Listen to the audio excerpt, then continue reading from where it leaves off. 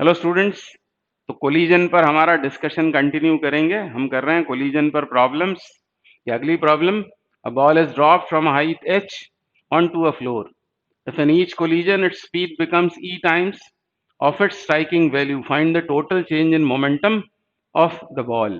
एक बॉल को h height से गिराया गया है फ्लोर पर, कोएफिशिएंट ऑफ रेस्टिट्यूशन है e।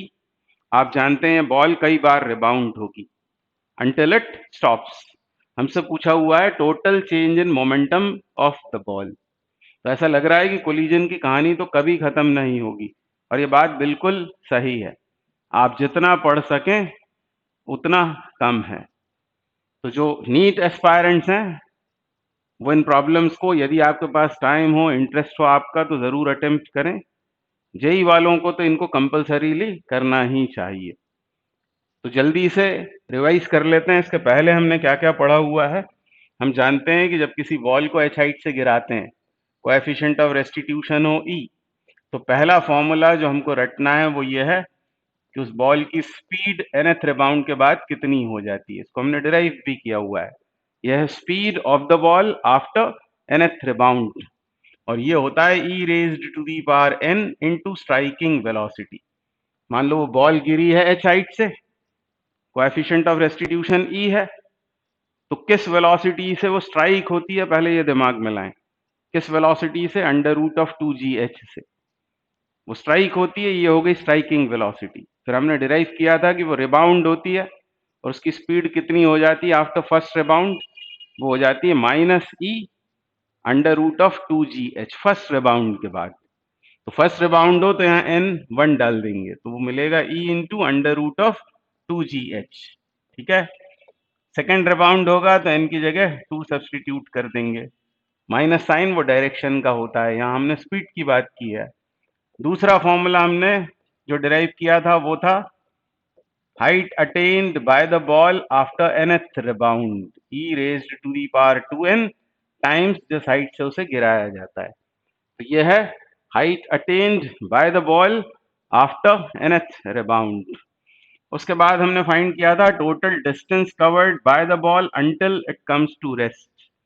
उसको डिराइव किया था d इक्वल्स टू आएगा h, मतलब जिस हाइट से उसे गिराया गया, और ब्रैकेट में आता है 1 plus e square upon 1 minus e square. This is total distance covered.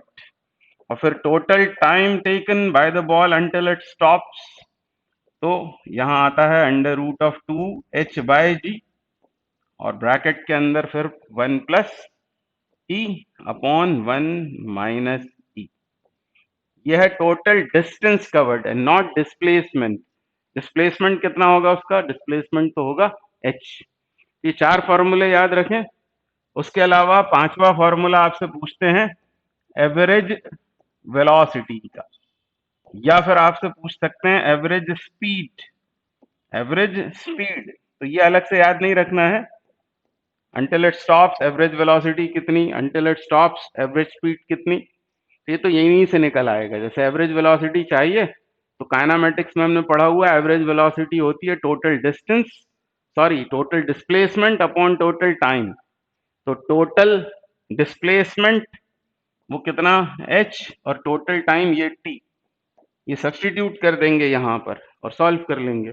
Average speed बोलेगा तो टोटल डिस्टेंस कवर्ड लेना पड़ेगा, मतलब capital D upon total time. तो ये तो वहीं उसी समय डिराइव हो जाएंगे। तो इतना सब हमने पढ़ा हुआ था। अब इसी केस में हमको आज फाइंड करना है टोटल चेंज इन मोमेंटम। ध्यान दें, टोटल चेंज इन मोमेंटम बोला गया है आपसे, चेंज इन मोमेंटम नहीं, total change in momentum until it comes to rest, it stops. Total change in momentum. तो मान लो h हाइट से उस बॉल को गिराया गया, तो गिरते समय मान लो उसकी वेलोसिटी है v। ये मैं बात कर रहा हूं पहले रिबाउंड की, फर्स्ट कोलिजन। ये बॉल h हाइट से गिरी है और फ्लोर से आकर टकराई है विद वेलोसिटी v। लौटेगी कितने से? वही फॉर्मूला याद आ जाए आपको, V N equals to E N into striking velocity. तो n1 डाल देंगे तो ev से लौटेगी, मान लो वो है v1, और इस बॉल का है मास m। ये हम बात कर रहे हैं फर्स्ट कोलिजन की। तो फर्स्ट कोलिजन में चेंज इन मोमेंटम कितना होगा? तो चेंज इन मोमेंटम मतलब final momentum minus initial momentum. ऊपर वाली डायरेक्शन को हम पॉजिटिव रिगार्ड कर लेते हैं।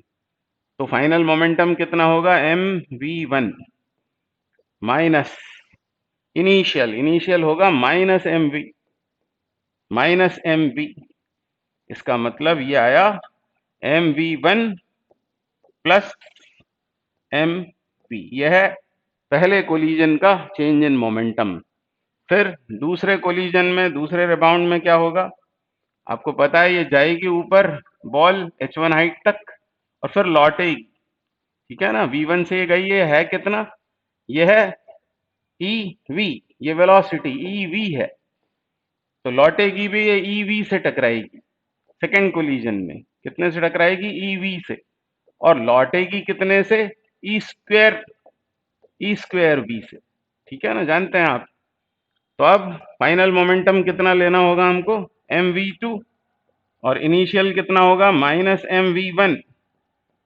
और इसको सॉल्व करें तो mv2 प्लस mv1, ये v1 v2 इनकी वैल्यूज हम बाद में सब्स्टिट्यूट कर देंगे, ठीक है ना। तो mv2 प्लस mv1 और ये कहानी चलती जाएगी। और हमको चाहिए टोटल मोमेंटम, उसका भी फॉर्मूला फिर हम बाद में रट लेंगे। तो total momentum, total change in momentum, तो delta P1 plus delta P2 plus delta P3 and so on, इन सब टर्म्स को जोड़ना है। तो ये टर्म अकेली है mv, और ये 2 बार है, ये 2 बार है, तो 2mv1। इसी तरह से ये जो है mv2, ये नेक्स्ट टर्म में फिर से आएगी, तो 2mv2। फिर क्या आएगा? 2mv3 एंड सो ऑन, ठीक है। अब v1 v2 v3 इनकी वैल्यूज और इस तरह से लिख लेते हैं उसे, प्लस 2m। आप चाहें तो 2m को बाहर भी कर सकते थे, पर यहाँ v1 की वैल्यू अभी डालता हूं मैं। v1 कितना होगा? v1 कितना होगा याद आना चाहिए हमको। v1 तो बस यहाँ पर 1 सब्स्टिट्यूट कर दें तो वो होगा ev। तो 2m यहाँ क्या सब्स्टिट्यूट करूं मैं? ev, ठीक है। फिर 2m यहाँ क्या सब्स्टिट्यूट करेंगे? e स्क्वायर v, ठीक है। फिर यहाँ e cubed v and so on, ठीक है। ये आप एग्जाम में नहीं कर पाएंगे। फाइनल फार्मूला जो अभी हम डिराइव करेंगे उसको रटना ही अच्छा होगा। तो delta p is equal to, अब क्या करें इसमें से हम mv कॉमन कर लेते हैं। क्या कॉमन कर लें? mv कॉमन कर लिया, इसको अलग लिख दिया हमने। और mv क्या होगा?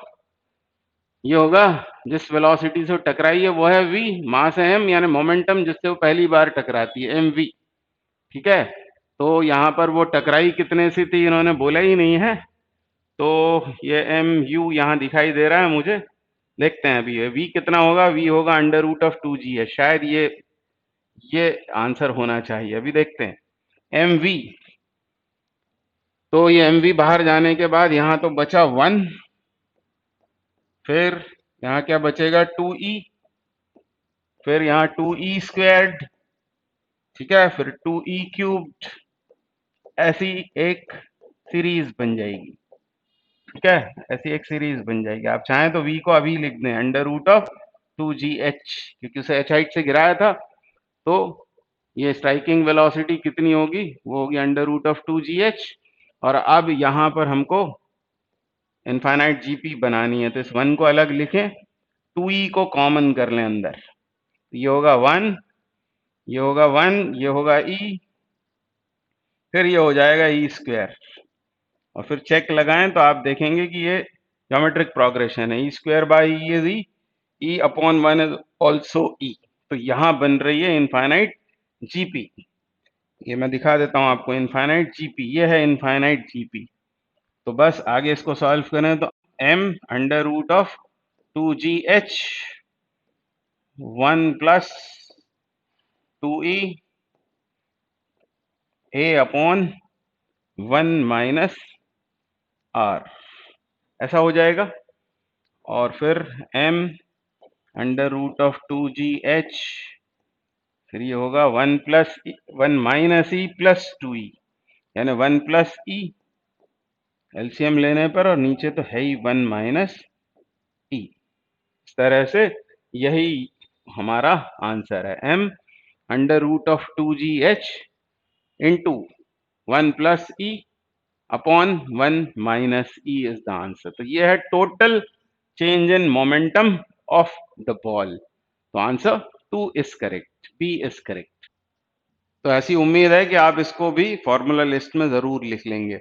आगे बढ़ते हैं, अगला क्वेश्चन करेंगे। क्या बोल रहे हैं? Ball is drop from a height h onto a floor.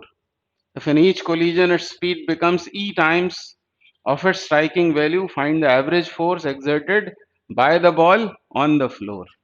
अब पूछा हुआ है हमसे एवरेज फोर्स।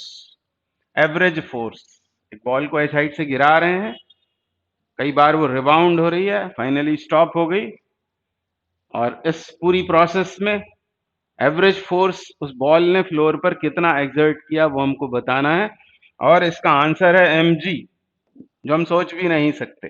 यदि हमको याद होगा या हमने पहले से डिराइव कर रखा होगा तो बगैर सोचे समझे हम ये टिक कर सकते हैं। और मान लो ये केस छूट गया होगा तो ऐसा लगेगा हमको कि शायद ऐसा होगा, ऐसा कुछ होना चाहिए, है ना, ऐसा कुछ हम लॉजिक लगाएंगे कि उसमें ई तो जरूर आता है वगैरह वगैरह, तो सेकंड या थर्ड में से हम कुछ टिक करेंगे, पर हमको पता होगा। और एक बार आपको इसको कभी ना कभी तो डिराइव करना ही पड़ेगा, ठीक है। तो एवरेज फोर्स के लिए बस सोचना क्या है, आपको आपको सोचना है कि एवरेज फोर्स वो होगा total change in momentum upon total time, ठीक है ना। और दोनों आपको पता है, ये कितना होता है टोटल चेंज इन मोमेंटम, तो हमने अभी डिराइव किया था, m under root of 2gh आता है।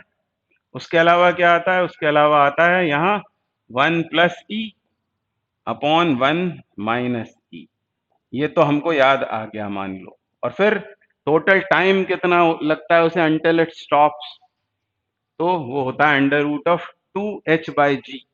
डिनोमिनेटर में है तो रेसिप्रोकेट हो जाएगा, क्या लिख दें यहाँ? अंडर रूट जी अपॉन 2h। उसके अलावा टाइम पीरियड वाले फॉर्मूले में भी ऐसी दो टर्म्स आती हैं, 1 प्लस ई अपॉन 1 माइनस ई, पर वो रेसिप्रोकेट होकर 1 माइनस ई ऊपर और 1 प्लस ई डिनोमिनेटर में, ठीक है। तो ये इससे कैंसिल, ये इससे कैंसिल, ठीक है। और अब क्या करें? m अंडर रूट में है, ये भी अंडर रूट में, तो एक ही रूट में इसको लिख कर देखते हैं, 2gh इंटू जी, ठीक है, अपॉन 2h, ये 2h cancel out, g square under root s g, यानी कितना फोर्स वो एग्जर्ट करेगी बॉल? mg। तो आंसर 1 इज करेक्ट। तो ये ऐसा क्वेश्चन है स्टैंडर्ड रिजल्ट जैसा जिसको आप रट भी सकते हैं, पर यदि आपने नहीं पढ़ा होगा तो उस आप आंसर नहीं कर पाएंगे, ये तो हम सोच भी नहीं पाएंगे कि mg इसका आंसर होगा। तो ऑप्शन 1 इज करेक्ट। तो अगला क्वेश्चन करते हैं अब। क्या बोल रहे हैं? A body A with a momentum p collides with another identical stationary body b one dimensionally. During the collision, b gives an impulse j to the body a. Then the coefficient of restitution is.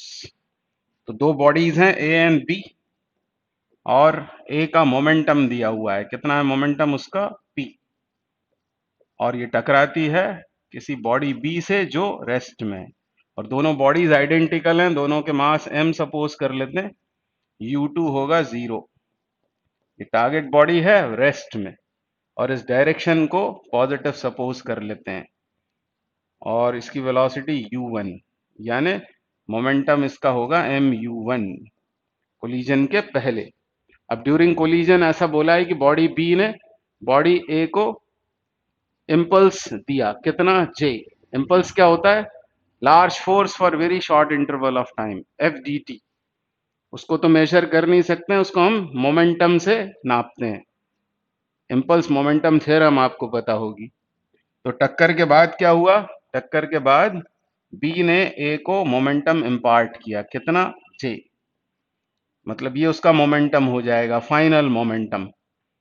तो इस पर भी momentum आएगा, दोनों पर same force act करेगा, इसका momentum इधर होगा। डायरेक्शन की बात कर लें तो इसको माइनस जे लिखना पड़ेगा। मतलब इसका मोमेंटम पहले कितना था ए का, वो था पी, और अब कितना हो जाएगा, अब हो जाएगा पी माइनस जे, ए का मोमेंटम, और बी का मोमेंटम होगा जे। हमको बताना है कोएफिशिएंट ऑफ रेस्टिट्यूशन। तो हम जानते हैं क्या लिखते हैं हम कोएफिशिएंट ऑफ रेस्टिट्यूशन के लिए, न्यूटन का experimental law, u1 minus u two into e is equal to v2 minus v1। तो ई चाहिए हमें, तो E इक्वल्स टू होगा v2 minus v1 upon u1 minus u2, और u2 तो जीरो है, मतलब यहाँ आएगा u1, m का मल्टीप्लिकेशन कर देते हैं न्यूमरेटर डिनोमिनेटर में, mv2 minus mv1 upon mu1, और mu1 कितना है, तो mu1 तो दिया हुआ है हमें p, क्योंकि अलग से मासेस वेलोसिटीज नहीं दिए बल्कि डायरेक्टली मोमेंटम बोला हुआ है। इसका मोमेंटम है p, mv2 मतलब b का फाइनल मोमेंटम, और फाइनल मोमेंटम कितना है j, और mv1 मतलब a का फाइनल मोमेंटम, तो पहले था p, और इम्पल्स या मोमेंटम b ने a को जो दिया है वो है माइनस जे, मतलब p माइनस जे। ऐसा होगा, इसी को हमको सॉल्व करना है। तो j माइनस पी प्लस जे, यानी ये हो गया 2j minus P upon P, तो 2j अपॉन पी माइनस 1, ये हो जाएगा coefficient of restitution, option 2 is correct. तो बहुत इंपॉर्टेंट प्रॉब्लम है, क्योंकि एग्जाम में यदि आती है तो आपको अप्रोच पता होगी तो ही आप इसको सॉल्व कर पाएंगे, नहीं तो उलझ कर रह जाएंगे। तो इम्पॉर्टेंट प्रॉब्लम है, इसको मार्क करके रखना चाहिए अपने पास, फाइनल रिवीजन में इसको जरूर देख कर जाना चाहिए। अगला क्वेश्चन करेंगे, क्या बोल रहा है, ball strikes the floor vertically and rebounds with a coefficient of restitution 0.6. If mass of the ball is 0.01 kg and its velocity is 5 meter per second just before it hits the ground, what is the velocity and momentum of the ball as it leaves the floor? तो बहुत ध्यान से question को पढ़ना है हमें। What is the velocity and momentum of the ball as it leaves the floor? वो कितने से टकराई, मान लो u से टकराती है, ठीक है, तो हमको बताना है जब वो फ्लोर से रिबाउंड होती है, इट लीव्स द फ्लोर, उसकी वेलोसिटी कितनी होगी। तो यदि u से टकराई होगी तो eu से लौटेगी, ये पहला आंसर हो जाएगा। And momentum of the ball as it leaves the floor, तो जाते समय की यदि वेलोसिटी eu है तो मोमेंटम हो जाएगा meu, यही इसके आंसर्स होंगे, यानी ज्यादा कुछ भी नहीं करना है। इस तरह के क्वेश्चंस आते हैं आपको नीट में, जिसको आपको बहुत ध्यान से पढ़ना है, पूछा क्या है इस बात पर जरूर गौर करना है, एक दो बार पढ़ के देख लें उसे। व्हाट इज द वेलोसिटी, तो बस अब वैल्यूज ही तो डालनी है। ई कितना है, ई दे रखा है 0.6, और यू कितना है, यू क्या निकाल सकते हैं उसे, क्या बोला हुआ है आगे, वेलोसिटी दी है directly, and its velocity is 5 and into 5, तो बस ये आ गया 3 यूनिट्स, आप देख ही रहे हैं, मीटर पर सेकेंड, और इसमें एक ही ऑप्शन में 3 लिखा हुआ है पहले, यानी यही ऑप्शन करेक्ट होगा। तो इसमें वैल्यू सब्स्टिट्यूट करने से ही आना चाहिए। m कितना है, mass is 0.01, e is 0.6 and u is 5, तो ये आ गया 0.03। और ये क्या निकाला आपने, मोमेंटम, मोमेंटम निकाला, इसकी तो यूनिट होती नहीं है, मास की यूनिट क्या होती है, वो होती है केजी, ठीक है, और वेलोसिटी की यूनिट मीटर पर सेकेंड, यानी केजी मीटर सेकेंड माइनस 1, तो यूनिट भी वेरीफाई हो गई, ऑप्शन 1 इज करेक्ट। अगला क्वेश्चन करेंगे,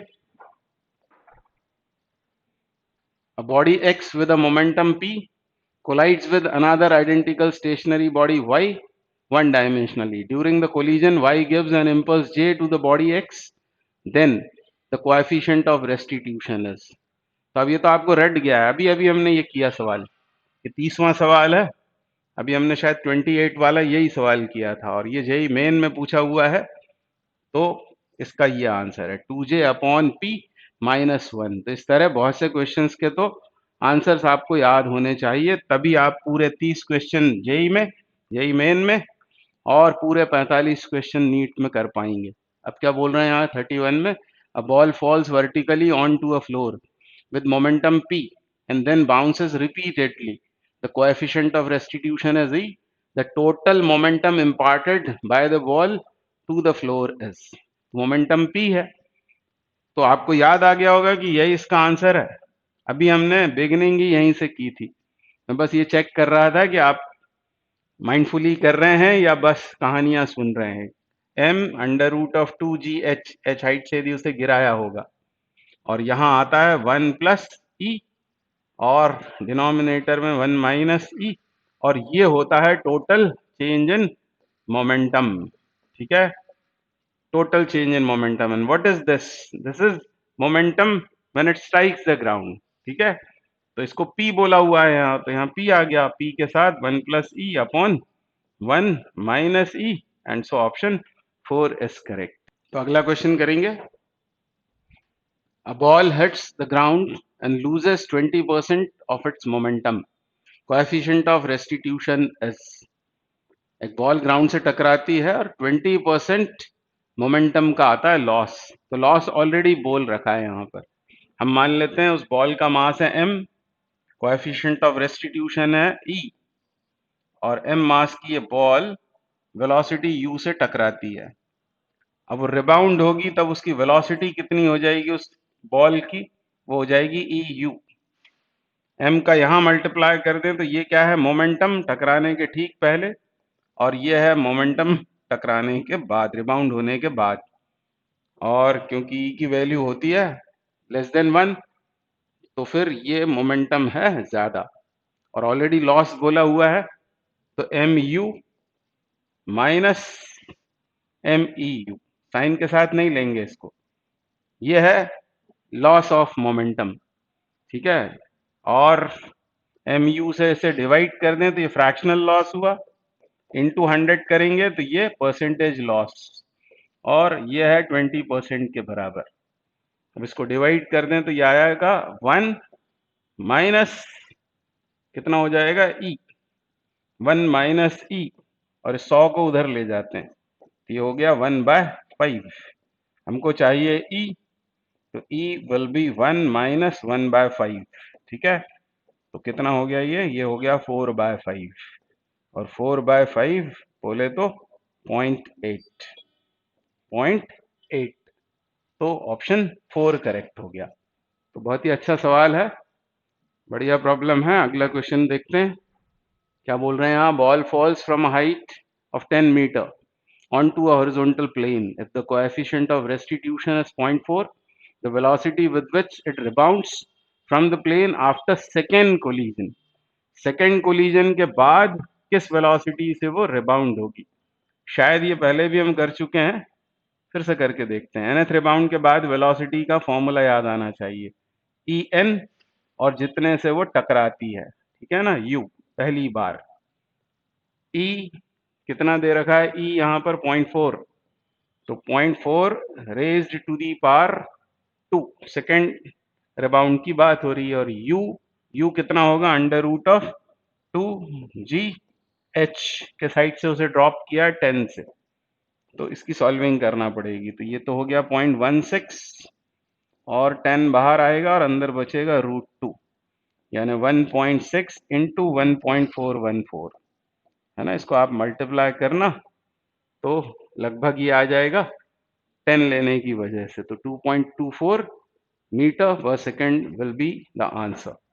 अगला क्वेश्चन क्या बोल रहे हैं? Ball is dropped on to a fixed horizontal surface from a height h. The coefficient of restitution is e. The average speed of the ball is. Average speed की बात हो रही है, तो एवरेज स्पीड मतलब total distance upon total time, दोनों के फॉर्मूले याद आने चाहिए आपको। तो टोटल डिस्टेंस कितना होगा? h हाइट से गिराया है, तो h into 1 plus e square upon 1 minus e square, ऐसा होगा ये h।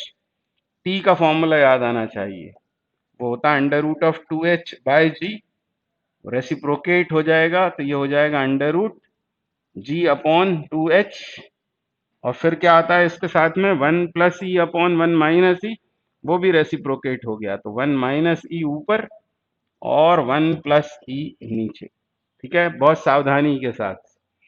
अब इसको a plus B A minus B लिख लेते हैं, इसे h को अंदर डालते हैं, ये h अंदर जाएगा रूट के h स्क्वायर बनकर, एक h कट जाएगा तो जी एच बाई टू आ जाएगा। सभी ऑप्शंस में root G H by two दिखाई दे रहा है। अब इसको लिखा 1 प्लस ई 1 माइनस ई, तो ये 1 माइनस ई इसमें से आए हुए 1 माइनस ई के साथ कैंसिल हो जाएगा, तो यहां पर बचता है 1 प्लस ई, नीचे 1 प्लस ई सिर्फ। और क्या होगा, ये 1 प्लस ई ऑलरेडी है डिनोमिनेटर में, तो इसकी हो जाएगी स्क्वेयरिंग, और ये जैसा है वैसा ही रह जाएगा। ठीक है, तो बहुत आराम से सावधानी से उसको करेंगे तो ये इसका आंसर होगा। ये है average speed of the ball, 1 plus e square upon 1 plus e whole square into under root of G H by two. Option 3 is correct. तो आपको फॉर्मूले जितने अच्छे से याद होंगे, क्वेश्चन तो आपसे बनेंगे। A ball is dropped onto a fixed horizontal surface from height h. The coefficient of restitution is e. The average velocity of the ball from the instant it is dropped till it goes to maximum height after first impact with the ground is. तो बहुत अच्छे से पढ़ें ध्यान से। पहले तो दिमाग में ये आना चाहिए, पहला थॉट कि हमको चाहिए एवरेज वेलोसिटी। तो एवरेज वेलोसिटी क्या होती है, तो वो होती है टोटल डिस्प्लेसमेंट, और नीचे आता है total interval of time, total time. हमसे बोला है एवरेज वेलोसिटी निकालो किस पीरियड की, मान लो t इक्वस टू 0 पर इस बॉल को ड्रॉप किया, तो पहले तो ये टकराएगी जमीन से, h हाइट से इसको ड्रॉप किया हुआ है, तो हमको ये लेना पड़ेगा टाइम, और टकराने के बाद मान लो वो इस हाइट तक जाती है h1 तक, तो ये टाइम निकालना है t1, और फिर इधर ये टाइम निकालना है t2। तो टोटल टाइम हो जाएगा t1 प्लस t2।